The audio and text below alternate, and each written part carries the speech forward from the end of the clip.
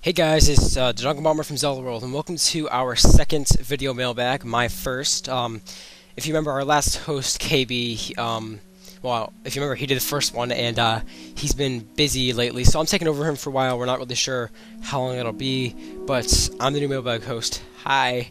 You may know me from doing the, what's it called, the video walkthrough for Twilight Princess, and I will get back to that. I've been a little slack on that. But anyway, let's go ahead and move on to our first question. Alright, this one comes from I Am the Few Shadows, and it says, what is your favorite variation of the hookshot? Well, for this question, we ended up asking almost all the staff members to give their opinion on this one, because it's sort of like one of those open discussion questions, and if you have your answer to this, you can put it down below in the comments. But anyway, Nick, one of our informative writers, would say his favorite is the double claw shot from Twilight Princess, because its uniqueness, and you can go further and back and forth, you know, the double claw shot's just awesome like that. Kickin' Bird, or KB, who's originally going to do the mailbag, he says he likes the long shot from Ocarina of Time because it made the game a lot easier. You could reach different areas better. Skirmefferton, my boss, or the webmaster or whatever, he also likes the double claw shot from Twilight Princess because it was, you know, more innovative than other previous versions. And our newest staff member, Prince Deity, he likes the grappling hook from the Wind Waker. I don't know if that really counts as a hook shot, but I guess you could say it. Now, me personally, I like the what's it called, the switch hook from the Oracle of Ages, because it was really cool how you could, like, you know, shoot and it would like swap items out. It wouldn't like pull you towards things, but you could shoot and it would swap you with a pot or a block, and it was really innovative, and I thought it was a really cool variation of the hook shot from Ocarina of Time and Majora's Mask. Anyway, Juicy J asks, what do you think about the pale guy we saw in the latest Skyward Sword trailer? Do you think he's one of the dark interlopers mentioned in Twilight Princess, or something else? Well, there seems to be a lot of conversation about this guy already. First, let me get this out of the way. I definitely think he is the main villain of Skyward Sword. I mean, just look at him. He's controlling that big golden boss guy with the huge hands, you know, all around. And, he's got the cool snap thing where he snaps and, like, disappears. And, he just looks like he'll be the main villain of the game, you could say. Now, about the whole dark interloper thing from Twilight Princess, well, I don't know if I'd say he's one of those, because when I think of the Dark Interlopers, I think of people who look more like Midna and Xance, the Twilight Realm people, you know? And he doesn't really seem to look like that. He's a lot more pale-skinned, he's got the white hair. In fact, I think he kind of looks like Vaati. Now, I don't really think he is Vaati, because, I mean, you know, we all know what Vaati looks like, and, I mean, even though he has a similar look to him, well, I'm assuming this guy's a he could be a female for all we know, a very weird-looking female. But anyway, though, I don't think he's really gonna be Vaati. Maybe he's like related to Vaati or knows Vaati.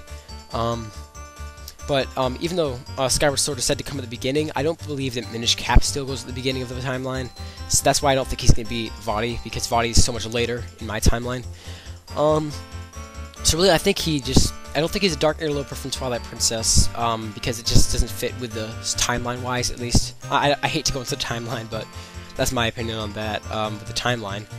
And I think that I think he might be Vaati, or might be someone similar to Vaati. I guess you could say that's my answer. I hope that's interesting to you. Alright, so we have a third and final question this week, and it comes from Linkify Me. And Linkify Me says, I've noticed that in all of the Skyward Sword trailers, Link's hearts aren't below 6, ever, as well as in the demo shown at E3 of 2010. Do you think that means we will start with 6 hearts still, or just start with 3, and it's just part of the demos and trailers? Well, I mean, it's kind of hard to see, because you've always started with 3 hearts. There isn't a Zelda game, save for Zelda 2, where you have the health bar, but there isn't a Zelda game where you haven't started with 3 hearts. However, some of the areas they showed in the trailer seems like it'd be earlier dungeons. You know, they showed the fire dungeon in the latest trailer, they showed the forest dungeon, and both of those Link had over 6 hearts. And in previous trailers for Zelda games, they haven't really shown like any 100% runs of the game. In, like, say in Ocarina of Time's early trailers, it was always like whatever part of the game they were in, it was always Link with the bare minimum of what you could have, just like an average run of Ocarina of Time. Whereas for this, I mean, I don't think they just make it a 100% run for the trailers. So I think there's a strong possibility that we'd start with 6 hearts. Now, what I'm hoping that means, if we do, that it's going to be ramping up the difficulty a bit. I hope that we do have 6 hearts from the start, the game's a bit harder. I mean, some of the things have pointed towards it'll be harder, considering the Bokoblins take a heart away each hit, and Link's sword, the new one they showed, that's like his basic sword, not the Skyward Sword, but that new sword, seems really short, like only a few feet long. So hopefully, the 6 hearts is another sign that the game will be a bit more difficult. So yeah, that's my answer on that. Alright guys, join me next time, or whoever's in the mailbag next time, and I will continue with this and answer some more of your questions, so you can send it to mailbag@zelda-world.net. You could say it in the comments below, you could message me on Skype, any way you can reach me or Zelda World, just go ahead and send us a question. This is the Duggo Bomber, signing out. See you guys in the next video.